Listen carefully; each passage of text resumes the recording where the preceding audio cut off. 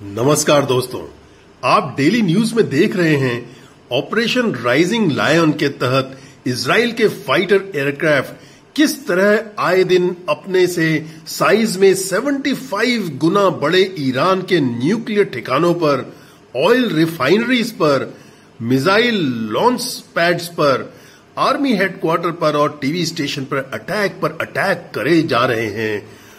पर इतने दिनों के युद्ध के बाद भी अभी तक ईरान ने अपनी एयरफोर्स का इस्तेमाल नहीं किया है। कहां है ईरान की एयरफोर्स? कहां है उसके लड़ाकू फाइटर जेट्स? क्या उड़ान भरने से पहले ही वो पर्दे के पीछे छिप गए हैं या बर्बाद हो गए हैं?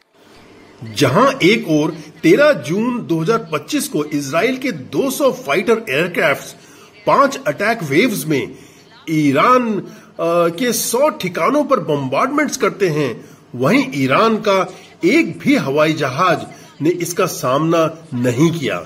इजराइल पर ईरानी एयरफोर्स के अटैक की बात तो दूर रही, उसकी एयरफोर्स का कॉन्फिडेंस इतना लो है कि वह इतने दिनों से हो रहे इजरायली एयर अटैक को चैलेंज करने के लिए टेक ऑफ ही नहीं कर रही है। दोस्तों, इसका कारण है ईरानी एयरफोर्स के पुराने जहाज, ईरान पर अमेरिकी सैंक्शंस की मार, रशिया का अपनी खुद की प्रॉब्लम्स में बिजी होना और अरब वर्ल्ड से ईरान जो एक शिया मेजॉरिटी कंट्री है का अलग थलग होना। आइए एक एक कर इनका विश्लेषण करते हैं। ईरान की एयरफोर्स आउटडेटेड है। इसकी एयरफोर्स में 1970 दशक के अमेरिकी और रशियन जेट्स हैं, जबकि दूसरी तरफ इजराइल के पास मॉडर्न अमेरिकी F-15, F-16 और F-35 स्टेल्थ जेट फाइटर्स हैं और उसके पास एरियल रिफ्यूलिंग और इलेक्ट्रॉनिक वॉरफेयर की बहुत अधिक कैपेबिलिटी है।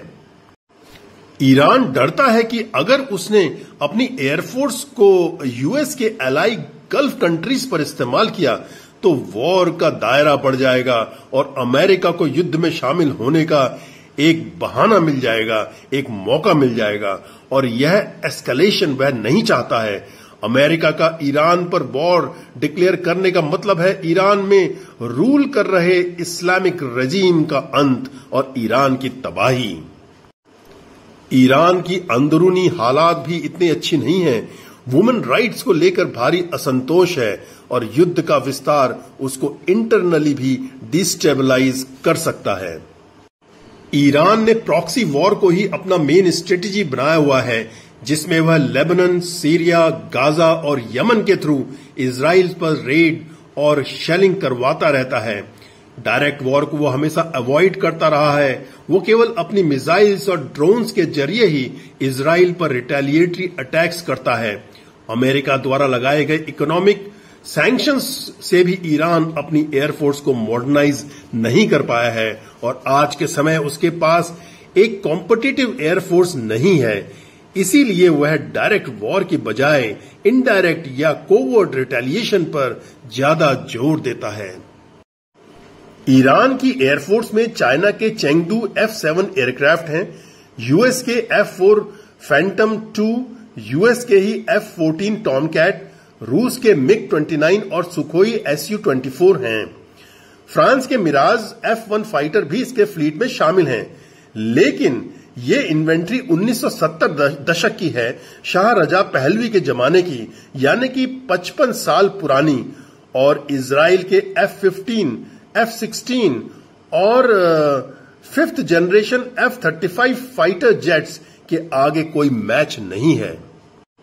1967 में 6 दिन चले अरब इजराइल वॉर, जो कोड नेम ऑपरेशन फोकस के नाम से इजराइल द्वारा 4 जून 1967 को लॉन्च किया गया था, जिसमें बड़े पैमाने में सरप्राइज एयर स्ट्राइक करके इजराइल ने इजिप्ट, सीरिया और जॉर्डन की एयरफोर्स को उड़ान भरने से पहले ही रनवे और हैंगर्स पर डिस्ट्रॉय कर दिया था।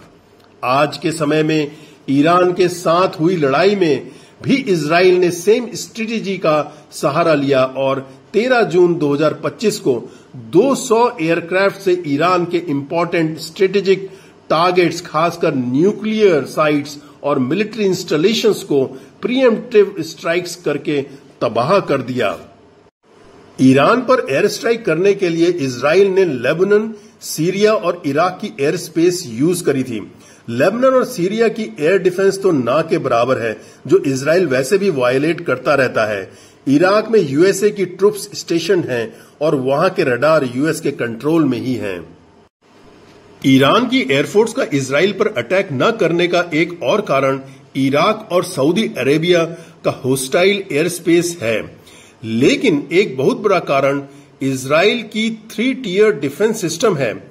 आयरन डोम रोकता है शॉर्ट रेंज रॉकेट्स, मोटर्स और ड्रोन्स को। डेविड स्लिंग रोकता है टैक्टिकल बैलिस्टिक मिसाइल्स और क्रूज मिसाइल्स को, और एरो सिस्टम रोकता है लॉन्ग रेंज बैलिस्टिक मिसाइल्स को।